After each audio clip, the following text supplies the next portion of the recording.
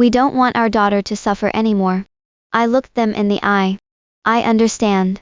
But I give you my word, as long as I am breathing, April will be the one standing at the head of the Beaumont family.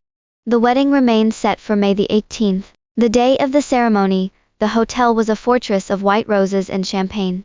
The elite were out in full force. April sat in the dressing room, a vision in custom lace, holding her bouquet with a quiet, steady hand. I stood by the window and checked my watch.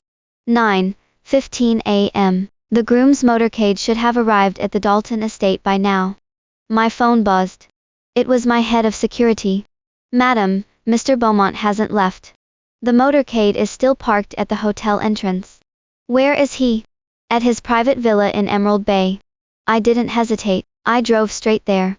Inside the villa, Linda was sobbing as if her heart were breaking. Xander was holding her, whispering sweet nothings into her ear. Linda, stop crying. Please. Linda choked out a sob. Xander, if you marry her today, I'll have nothing. I grew up with no one, and then I found you. If I lose you, I don't want to live. Xander pulled her closer. I won't marry her. You're the only one I love. I walked into the room without knocking. They both bolted upright. Xander's face went stiff. Mother. What are you doing here? The wedding starts at noon, I said calmly. I'm not going.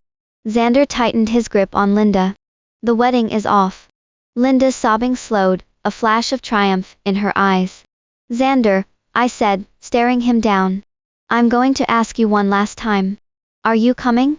He leaned back, his tone arrogant. Maybe, if you agree to give Linda a 10% stake in the company.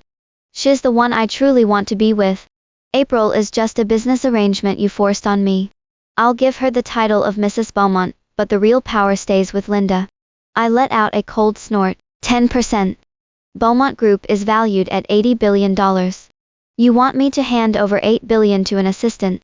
She deserves it, he insisted. April is the one who deserves it.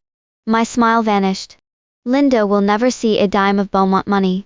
Xander laughed, a jagged, ugly sound. Then we have nothing to talk about. We both know why the Daltons want this marriage. If I don't show up today, April becomes the laughingstock of the city. So does our family.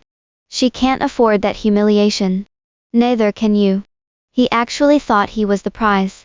He thought without him, the world stopped turning. I didn't argue. I turned and walked toward the door. At the threshold, I looked back at him. Xander. Don't regret this. He reclined on the sofa, pulling Linda into his lap.